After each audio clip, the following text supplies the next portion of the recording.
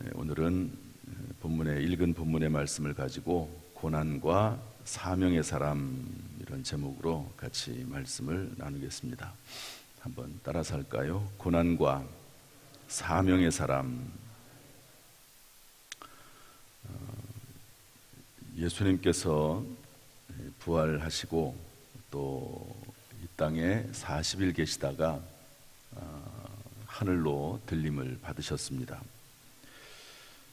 그리고 나서 예수님께서 말씀하신 대로 제자들은 예루살렘을 떠나지 않고 마가라고 하는 사람의 다락방에 모여서 약 한 120명의 제자들이 열심히 기도했습니다. 그랬더니 오순절 날에 성령을 충만히 받지요. 그때 성령 충만을 받은 베드로가 11 사도와 함께 서서 설교하니까 3,000명이나 되는 사람들이 예수를 믿겠다고 그렇게 마음을 정하고 회개하고 세례를 받았습니다. 3,000명이나 되는 교인들이 갑자기 아주 급속도로 부흥을 한 것이지요. 이 마가의 오순절 다락방에서 성령 받은 이 사건을 통해서 놀라운 이 결과가 나타나게 된 것이죠. 어떤 큰 일이 있으면 그 일에 대해서 반드시 어떤 그 결과가 나타나게 되어 있는 것이죠. 이렇게 부흥을 한 교회는 사도들의 가르침을 받아서 열심히 성도들이 모여서 기도하고 교제하고 떡을 떼고 성찬 예식을 하고 또 모이기를 힘쓰고 또 가난한 사람들을 도와주고, 그래서 불신자들에게도 인정을 받는 그런 교회가 됐습니다. 이러던 중에 두 번째 사건이 일어납니다. 성령 받은 사건. 예수님이 이제 들림 받은 이후에 첫 번째 사건이 이제 오순절 마가의 다락방 사건이라고 하면, 두 번째 사건, 두 번째 이야기가 발생하게 되는데요. 그것은 베드로와 요한이 성전에 이제 오후 3시 기도, 우리로 말하면 오후 3시, 성경에는 제9시로 되어 있고 오늘날로 환산을 하면 오후 3시 기도에 성전에 가서 기도하려고 하는데, 성전 미문에 앉아있는 한 거지, 나면서부터 걷지 못하게 된 거지 하나가 있습니다.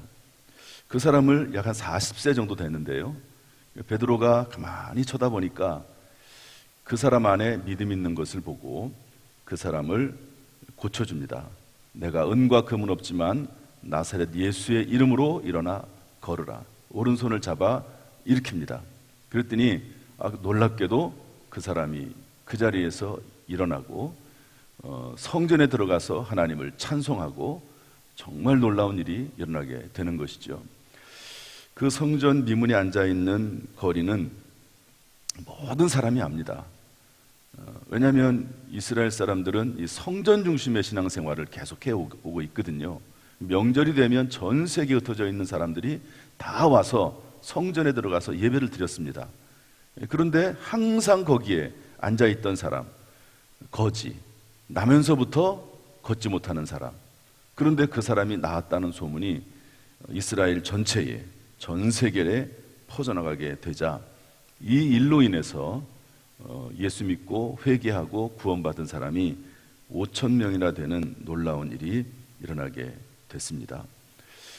마가의 오순절날 사건으로 인해서 3,000명이 회개하고 나면서부터 안진뱅이 된, 걷지 못하게 된 사람의 이 사건 이야기를 통해서 5,000명이나 되는 사람이 회개하게 되고, 그러다가 세 번째 일이 또 사건이 일어나게 되는데요, 이것은 교회 내부적인 문제입니다. 초대교회 사람들은 워낙 믿음에 열심이 있고, 또 더구나 이제 예수님께서, 부활 승천하신 예수님께서 이 세대가 지나가기 전에 다 온다는 그 말씀을 30년, 40년 정도로 이해를 해서 예수님이 곧 올 거라고 생각을 했습니다. 그러다 보니까 자기의 재산을 다 팔아서 사도들을 앞에 두고 사도들은 그걸 가지고 이렇게 가난한 사람들을 도와줬거든요. 그래서 초대교회는 교회 내에 가난한 사람이 없었다고 성경은 기록을 하고 있습니다. 이런 일이 일어나니까 자기의 재산을 팔아서 집을 팔든 땅을 팔든 밭을 팔든 이런 것들을 팔아가지고 사도들에게 주면 그 사람의 이름은 교회 내에서 유명한 사람이 됩니다. 그리고 칭찬을 받죠. 아무래도 생각을 한번 해보십시오. 재산을 다 팔아가지고 가난한 사람을 위해 썼다는 거 얼마나 놀라운 일입니까? 그러는 상황이었는데 아나니아라고 하는 사람과 삽비라라고 하는 사람이 그 모습을 보고 자기도 땅을 팝니다. 땅을 팔아가지고 사도들 앞에 가져오지요. 그런데 어떤 마음이 들었는지 몰라도 그 땅 판 값이 만약에 이만큼이라고 하면 이것을 다 사도들에게 가져오지 않고 일부만을 가져왔는데 뭐 잘못된 게 아니죠. 자기 땅이니까. 그런데 뭐라고 말을 했냐면 이것이 땅을 판 값 전부라고 이야기를 합니다. 그런데 그것을 성령이 충만했던 베드로가 알았습니다. 그래서 이것이 땅을 판 값 전부냐 물어봤더니 그렇다고. 그 순간 베드로가 말하기를 너희가 사도를 속이고 성령을 속이고 하나님을 속였다 이렇게 이야기하니까 남편 아나니아가 그 자리에서 죽습니다. 나중에 또 아내가 오거든요. 삽비라가 똑같이 얘기를 해요. 그러니까 이 삽비라도 그 자리에서 죽습니다. 이 교회 내에 일어난 안타까운 일이죠. 이 허영심에 들떠가지고 그래서 거짓말을 한 겁니다. 거짓말을 사도 앞에서 또 하나님 앞에서 성령 앞에서. 그래서 죽습니다. 이 일로 인해서 교회는 참 안타깝고 불행한 일이 발생했다고 볼 수가 있지만, 그러나 이 일로 인해서 모든 교인들이 그리고 심지어 불신자들도 교회를 무서워하게 되고 교회를 함부로 할 수 없고 사도들에 대해서 함부로 대하지 못하고 그리고 하나님을 오히려 경외하게 된 거죠. 하나님 앞에서 거짓말을 하고 하나님 앞에서 잘못된 생각을 하고 그리고 사도들을 속이고 하나님을 속이면 거기에 따른 하나님의 심판이 있게 된다 하는 것을 다 깨닫게 되고요. 하나님을 다 두려워해요. 그래서 이때 믿는 사람들은 확실히 예수를 믿고 믿지 않는 사람들은 상종하지도 않습니다. 그렇게 되는 거죠. 이 일로 인해서 믿는 사람들의 수가 점점 더 많아졌는데 남녀의 큰 무리였다고 성경은 기록을 하고 있습니다. 자, 절 보시죠. 마가의 오순절 다락방 사건으로 인해서 3,000명이 회개하고 세례를 받습니다. 나면서부터 안진병이 된 사람의 그 사건을 통해서 5,000명이 회개하고 주께로 돌아옵니다. 아나니아와 삽비라 그 사건을 통해서 더 많은 사람, 남녀의 큰 무리가 주께로 돌아오게 됐다고 성경은 말씀하고 있습니다. 우리에게 때때로 다가오는 일들이 있습니다. 왜 이런 일이 일어나게 되지? 왜 이런 사건이 나에게 발생하게 됐지? 그러면 그 일을 단순하게 생각을 하면 안 되고 이 일을 통해서 하나님께서 나에게 하시고자 하시는 말씀은 무엇인가? 이 일을 통해서 어떤 좋은 선한 결과를 만들어낼 것인가? 하나님의 인도하심은 무엇인가? 하는 것들을 깊이 묵상하면서 생각해야 된다는 것을 알 수가 있습니다. 이런 상황 속에서 네 번째 사건이 터집니다. 네 번째. 이것은 외부에서 일어난 사건입니다. 지금까지는 전부 어떤 내적인 일이라고 하면 이것은 외부에서부터 다가오는 교회의 시련과 고난이라고 볼 수가 있습니다. 제자들이, 예수님의 제자들, 특별히 사도들이 이렇게 능력을 행하고 기적을 행하고 또 교회가 막 부흥하고 3,000명, 5,000명 남녀의 무리가 엄청나게 많이 교회에 몰려들고, 그러니까요 그 당시에 종교 지도자들이었던 대제사장 또 바리새인들, 서기관들 이런 사람들이, 사두개인 서기관들이 시기하게 됩니다. 시기. 성경에 그렇게 표현하고 있습니다. 시기해서 제자들을 잡아서, 사도들을 붙잡아서 죽이려고 하는데요. 이 일로 인해서 또 일어난 여러 가지 결과들이 있습니다. 오늘 이 말씀을 살펴보면서 오늘 성경 말씀이 주는 교훈이 무엇인지를 같이 찾아보려고 합니다. 먼저 우리 17절, 18절 말씀을 다 같이 읽어보겠습니다. 17절, 18절 시작. 대제사장과 그와 함께 있는 사람, 즉 사두개인의 당파가 다 마음에 시기가 가득하여 일어나서 사도들을 잡아다가 옥에 가두었더니. 여러분, 이렇게 참 부흥하고 성장하는 그런 교회였는데 심지어 엄청난 기적들이 일어나고요, 예수님에게 직접 배운 사도들이 목회하는 그 예루살렘 교회, 얼마나 놀라운 교회입니까? 그런 교회에 시련이 다가오게 되는 것이죠. 그 이유는 종교 지도자들인 대제사장과 사두개인들에게 시기심이 찾아왔기 때문에 그렇습니다. 여러분, 시기심은 참 무섭거든요. 이 시기심은 교만에서 나옵니다. 교만에서. 다른 사람을 왜 시기할까요? 그건 교만하기 때문에 그래요.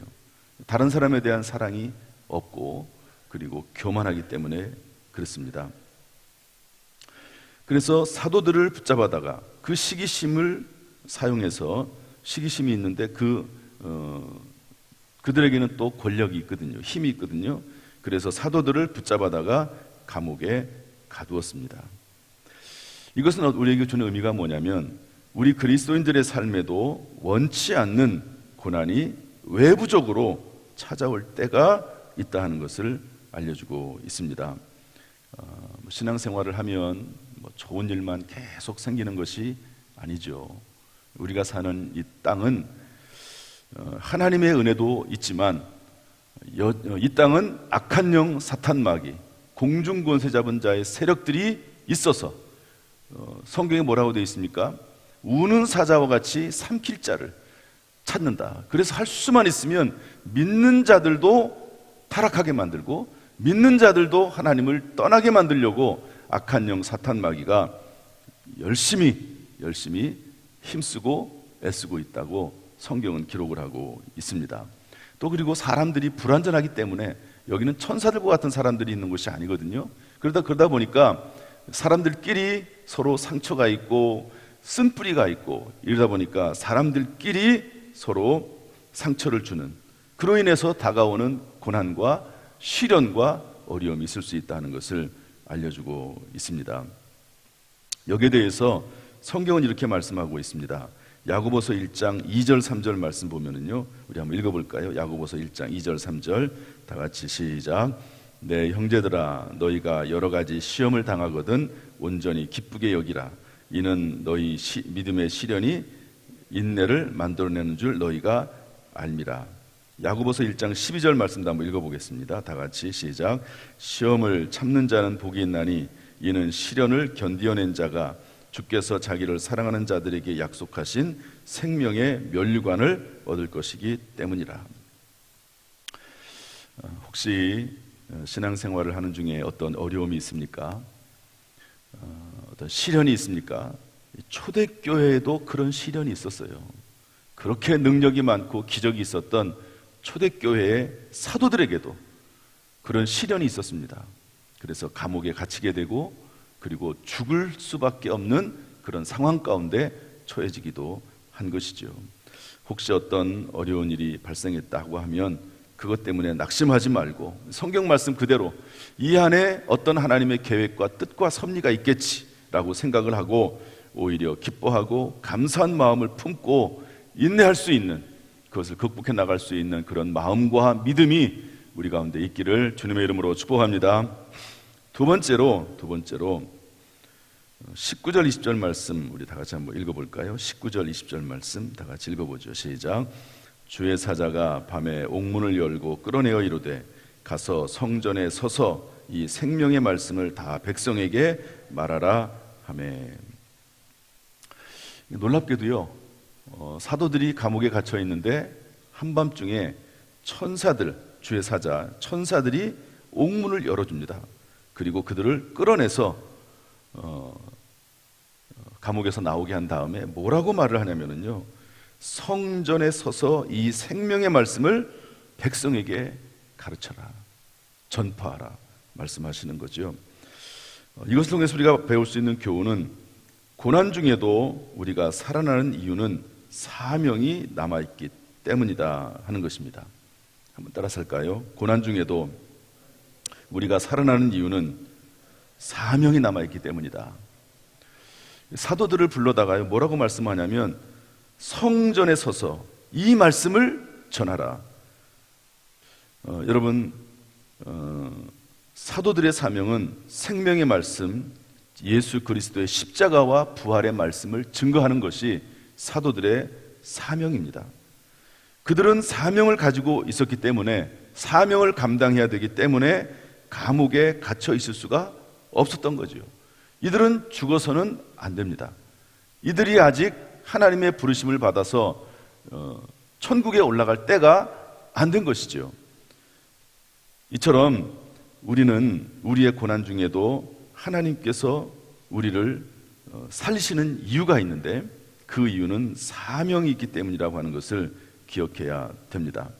우리가 고난과 환난 중에도 살아야 하는 이유가 있다고 하면 사명이 남아있기 때문에 그런 거죠. 그러므로 성경은 이렇게 말씀하고 있습니다. 히브리서 10장 38절 39절 말씀인데요, 한번 다 같이 읽어보도록 하겠습니다. 시작.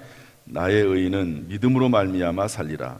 또한 뒤로 물러가면 내 마음이 그를 기뻐하지 아니하리라 하셨느니라. 우리는 뒤로 물러가 멸망해 할 자가 아니요 오직 영혼을 구원함에 이르는 믿음을 가진 자니라. 여러분, 어떤 어려운 환경이 있다 할지라도 여러분, 우리에게 사명이 남아있다면, 여러분, 우리 하나님 그 어떤 것도 우리를 해할 수 없고, 하나님께서 우리를 다시 살려내시고, 그리고 그 사명을 감당하게 할 줄로 믿습니다. 물론 악한 행위를 하려고 하면 안 되겠죠. 악한 행위를, 선하고 교회를 살리고 하나님의 영광을 위하고 하나님 나라를 확장하기 위한 거룩한 사명을 가지고 우리가 있다고 하면, 반드시 하나님께서는 천사들을 통해서라도 우리를 구원하시고 우리를 살리시고, 그리고 그 사명을 감당하게 하실 줄로 믿습니다. 이러한 모습이 우리 교회의 우리 성도들에게 임하기를 주님의 이름으로 축복합니다. 마지막 세 번째로, 하나님은 사명의 사람을 살리시면서 보호하십니다.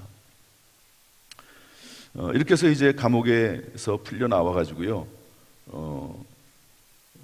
천사가 말한 대로 성전에 서 가지고 예수님의 십자가와 부활에 대해서 증거합니다. 대제사장과 서기관들이 사도들을 불러다가 이제 재판을 하려고 하는데, 불러다가 데리러 갔는데 없어요. 부하들이 데려갔는데 감옥에 없습니다. 알아보니까 성전에서 말씀을 전하고 있다는 겁니다. 그래서 군인들을 보내가지고 다시 붙잡아오라고 이야기를 하지요. 그래서 이제 공회, 재판을 엽니다. 재판, 이 공회, 이 사내들인 공회를 열거든요. 그래가지고 내가 너희들에게 분명히 말하지 않았느냐, 예수의 십자가와 부활을 전하지 말라고 그렇게 얘기를 하지 않았느냐. 그랬더니 담대하게 얘기합니다. 우리가 사람보다 하나님께 순종하는 것이 마땅하다. 너희가 예수를 십자가에 못 박아 죽였는데 그가 다시 살아나셨다. 우리는 이 말씀을 전하지 않을 수 없다라고 담대하게 이야기하죠. 그랬더니 그들이 대제사장들과 서기관들이 듣고요, 사도들을 죽이려고 합니다. 없애버리려고 합니다. 그 내용이 33절에 나오죠. 그때 그 자리에 있었던 존경받는 학자 한 사람이 있었습니다. 이 사람은 그래도 나름대로 중립성을 유지하는 그런 사람이었는데요, 가말리엘이라고 하는 아주 유명한 선생님입니다. 그가 일어나서 하는 말이 뭐냐면, 드다라고 하는 사람과 또 그리고 유다라고 하는 사람의 이야기를 해줍니다. 이 사람들이 일어나가지고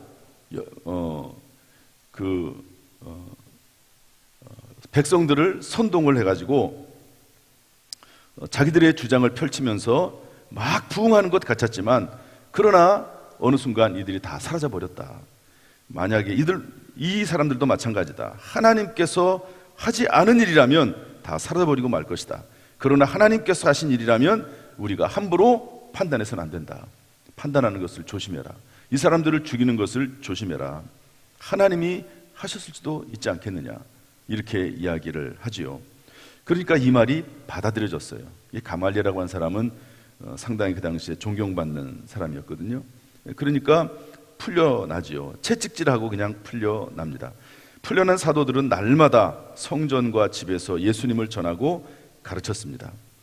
이처럼 하나님은요, 비록 그리스도인들의 삶 가운데 시련이 있고 시험이 있고 고난이 있지만 사명이 남아있으면 천사들을 통해서 또는 사람을 통해서, 심지어 대적하는 자의 편에 선 사람을 빌려서라도 사명의 사람을 살리시고 보호하시는 분이 하나님이십니다. 합력하여 선을 이루시는 것이죠.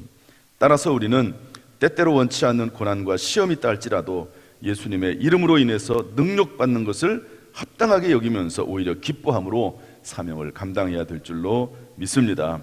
사도행전 20장 24절은 그래서 이렇게 기록을 하고 있는데요, 우리 사도 바울이 이렇게 말을 했습니다. 다 같이 한번 읽어보겠습니다. 사도행전 20장 24절 말씀 다 같이 읽어보죠. 시작. 내가 달려갈 길과 주 예수께 받은 사명 곧 하나님의 은혜의 복음을 증언하는 일을 마치려 하면은 나의 생명조차 조금도 귀한 것으로 여기지 아니하노라.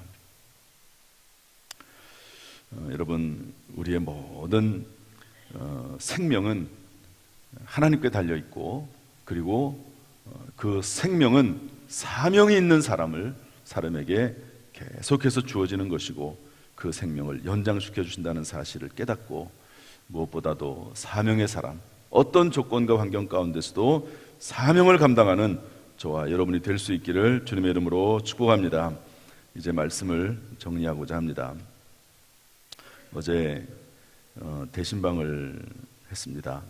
토요일 날 새가족 신방을, 이제 그 구역 대신방을 하는데 다 모여서 했습니다. 어느 한 가정에서 그 구역 식구가 100% 다 모였어요. 한 명도 빠짐없이 다 구역 식구들이 평소에 구역 예배를 잘 드리지 못했던 이런저런 사정으로 그런 분들까지 다 100% 모여가지고 이제 대신방을 예배를 드렸습니다.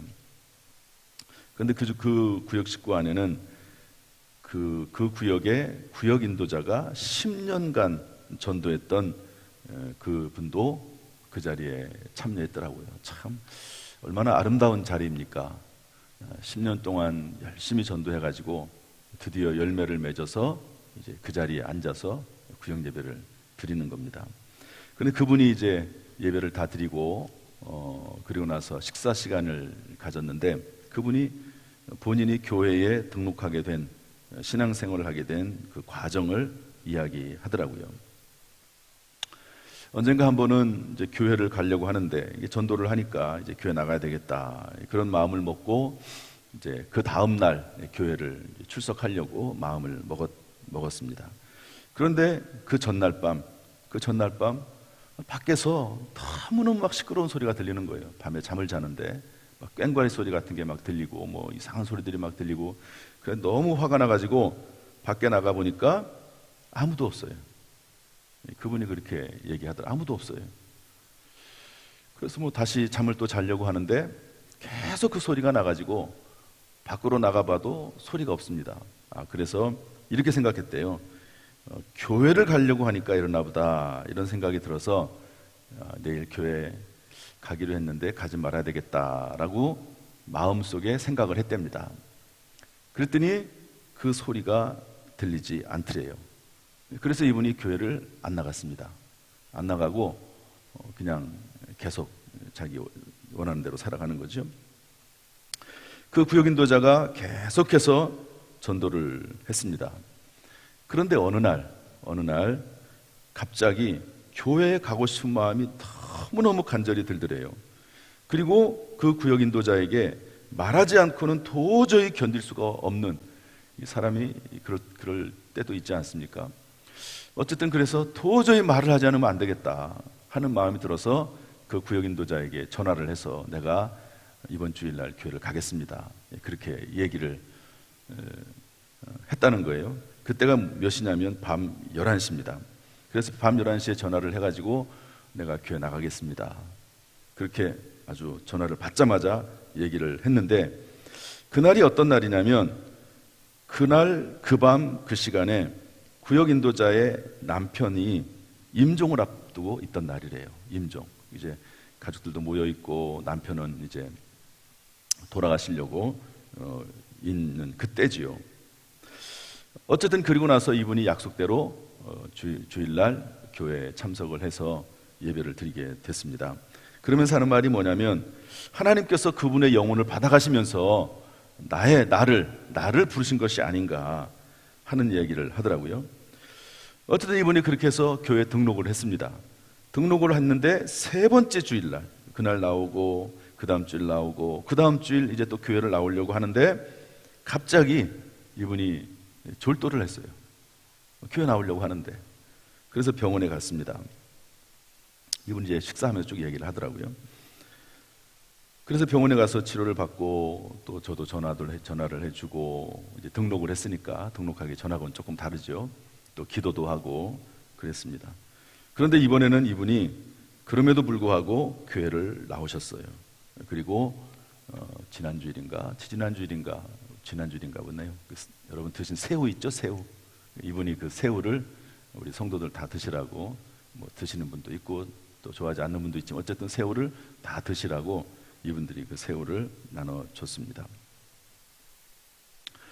그리고 나서 이제 그 신앙생활을 하고 이제 구역 예배도 참석을 하는 거죠. 그러나 대신방을 하는데 대신방 성경 구절이 뭐냐? 여러분 올해 성구를 뽑지 않습니까? 올해 성구를. 그런데 에베소서 3장 21절 말씀을 뽑았습니다. 에베소 3장 21절 말씀. 여러분 이 에베소 3장 21절에는 성경 구절, 그 많은 성경 구절이 있지 않습니까? 그런데 성경 구절 하나를 딱 뽑았는데 그 성경 구절 하나가 어떤 말씀이냐면 전체 성경 66권 중에서 유일하게 딱 하나 나오는 내용이 있는 구절입니다. 참 그 성경을 뽑기도 어려워요. 어떤 내용이냐면 그리스도 예수 안에서 그리고 교회 안에서라고 하는 말이 있습니다. 여러분 그리스도 예수 안에서라는 말은 성경에 많이 나와요. 그런데 교회 안에서라고 하는 말은 성경에 딱 한 번 나옵니다. 그러니까 우리가 신앙생활을 할 때 그리스도 예수 안에서 예수를 믿고 구원을 받지 않습니까? 그런데 우리의 신앙생활이 교회 안에서 온전해지고 교회 안에서 은혜를 받고 교회 안에서 하나님께서 모든 필요한 것들을 공급해 주시고 교회 안에서 하나님께서 역사하시고 함께 하신다라고 하는 유일한 성경 말씀이 에베소서 3장에 딱 하나 있습니다. 그런데 그 말씀을 뽑았어요, 이분이. 그래서 그거를 보여주더라고요. 제가 그걸 받아 들고서 이 얘기를 했습니다. 이 말씀은 성경에 딱 하나 있는 구절입니다. 교회 안에서. 교회 나오는데 참 어렵게 교회를 나왔습니다. 그런데 이 말씀을 하나님이 주신 것은 교회 안에서, 성도님은 교회 안에서 어떤 조건과 환경 가운데 힘들고 어려운 일이 있다 할지라도 교회 안에서 예배를 빠지지 않고 예배를 드리면 하나님께서 모든 일을 합력해서 선을 이루게 하실 것입니다 라고 그렇게 성경 말씀을 제가 풀어줬습니다. 사랑하는 성도 여러분, 우리가 신앙생활을 하다가 때때로 예수를 믿은 후에 교회 나온 후에 그리스도인들에게도 시련이 닥칠 때가 있습니다. 그러나 시련 뒤에는 우리를 도우시고 살리시는 전능하신 하나님이 계십니다. 사탄, 마귀, 귀신들, 악한 영들이 우리를 넘어뜨리려고 끊임없이 우리에게 다가올 수는 있지만, 그러나 하나님의 사랑과 전능하신 하나님의 사랑에서, 그 능력에서 끊을 수 있는 그 어떤 존재도 없습니다. 그러므로 우리가 끝까지 그리스도 예수 안에서 또 교회 안에서 사명을 감당하는 가운데 오히려 하나님의 살아계심과 능력을 체험하여 더욱 확신 가운데 생명의 말씀을 전하는 우리 모두가 될 수 있기를 주님의 이름으로 축복합니다. 축복합니다. 이런 은혜로 살아가는 우리 모든 성도들 되기를 주님의 은혜로 축원합니다. 기도하겠습니다.